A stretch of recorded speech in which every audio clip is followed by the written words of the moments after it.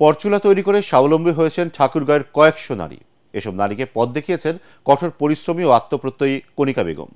নিজের সাথে সাথে গ্রামে ৩ শতাধিক নারীর উপার্জনের পথও তৈরি করেছেন তিনি। এতে পাল্টে যাচ্ছে গ্রামের দৃশ্যপট। তাদের উৎপাদিত পণ্য সরাসরি বিদেশে রপ্তানির সুযোগ পেলে এই উদ্যোগ আরও বাড়ানো সম্ভব বলে মনে করেন কণিকা বেগম। ঠাকুরগাঁও থেকে ফিরোজ আমিন সরকারের পাঠানো রিপোর্ট জানাচ্ছেন আনন্ত সিনরি।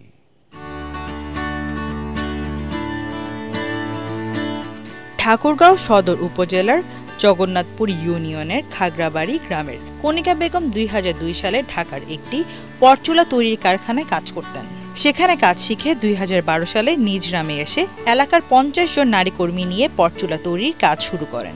১৩ বছর পর তার নারী কর্মীর সংখ্যা প্রায় ৩ শতাধিক।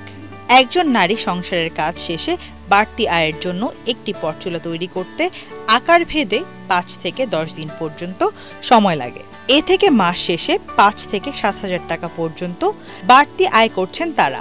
ঘরে বসে নিজের রোজগারে বাড়তি আয়ে স্বাবলম্বী হচ্ছে অসচ্ছল এসব পরিবার। চুলের ক্যাপ তৈরি করে আমরা যেগুলো টাকা পাই এগুলো সংসারের কাজে লাগে আমাদের। ৩,০০০-৪,০০০ টাকা পাই। আমার লেখাপড়ার যা খরচ তা আমি এটা থেকেই পাই।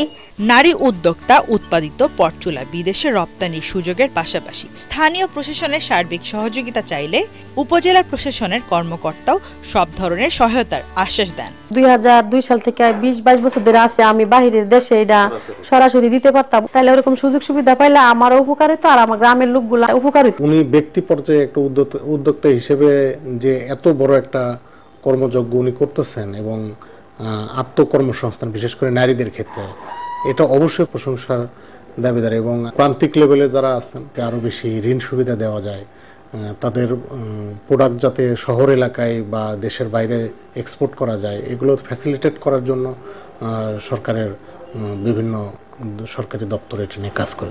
চুল থেকে মাথার ক্যাপ, পরচুলা, খোপা, দাড়ি সহ বিভিন্ন উপকরণ তৈরি হচ্ছে।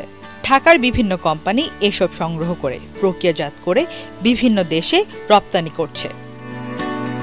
Bureau report, ATN Bangla.